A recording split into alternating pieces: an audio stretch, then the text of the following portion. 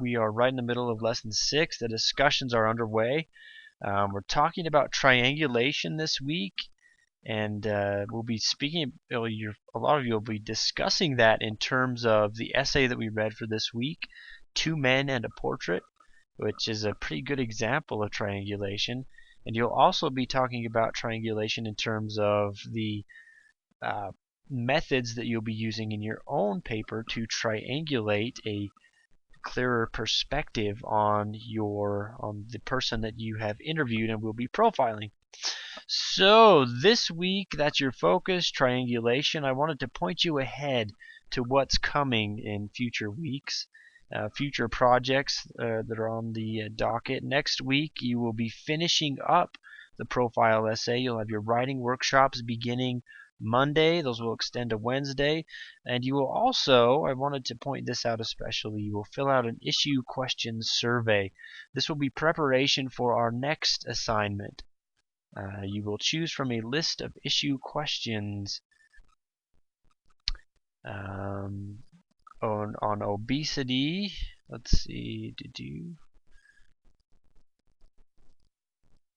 Okay, several issues that you'll be looking at starting next week. You will the first thing that you'll be doing in their next project, which is an individual researched proposal, where you will look at an issue, you will look at the problems with that issue, you will offer a solution to that issue in an individual paper. That's the next project that is on the docket here. After that, that will turn into a group proposal, but I'll talk about that in just a minute. So for your individual proposal, the first thing you'll be doing starting next week is you will take this issue questions survey. A number of things you can look at to get an idea of what things you'll be researching for your individual proposal.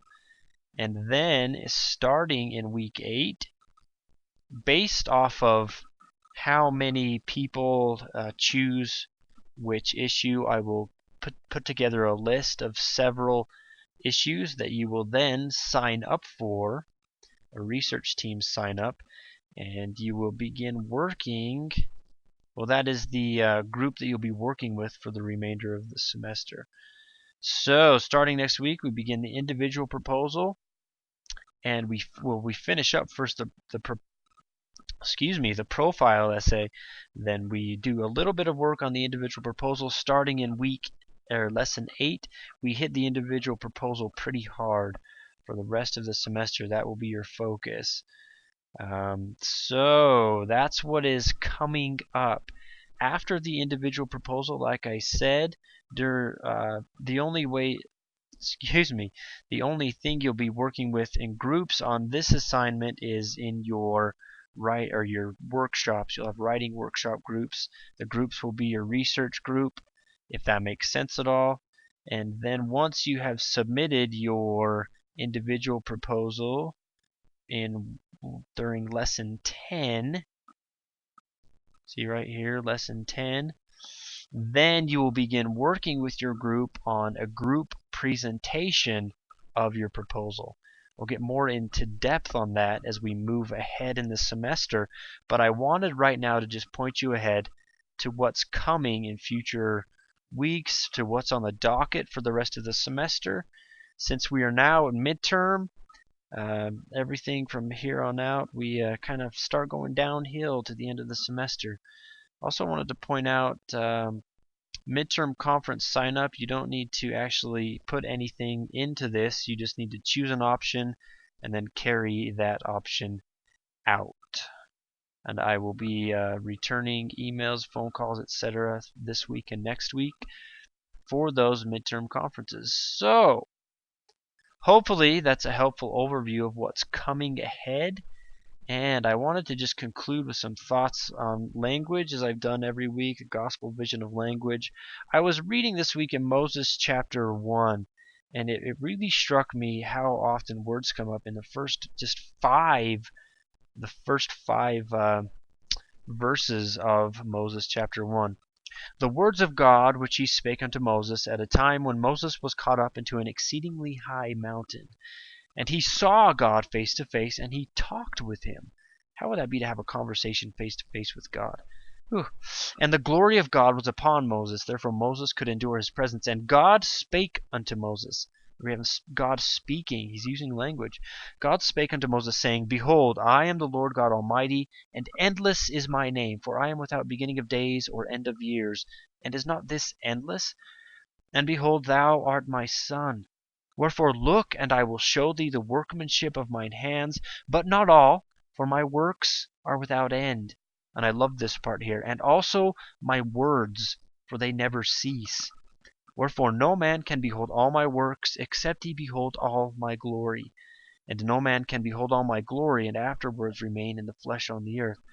Just look at all those references to words, to speaking, to language in these first 5 verses, where God uses language to speak to Moses, to do things that his works, God's works, are very closely related to his words.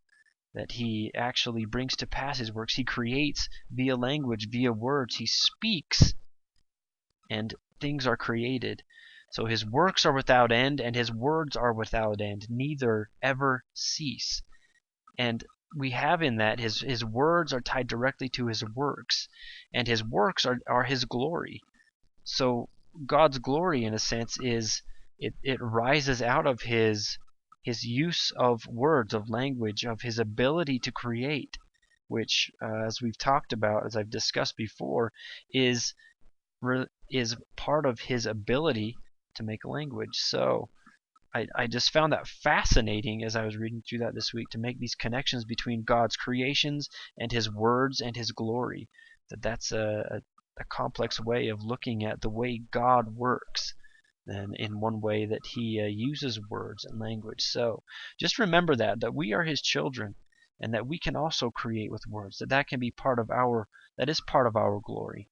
As we create with words, we can bring glory to him and to those around us. We can persuade them to do good. So just keep those things in mind as we continue through this semester, and also in your lives as you speak with others, etc., etc. If you have any questions about anything, please feel free to let me know. As always, my inbox is always open.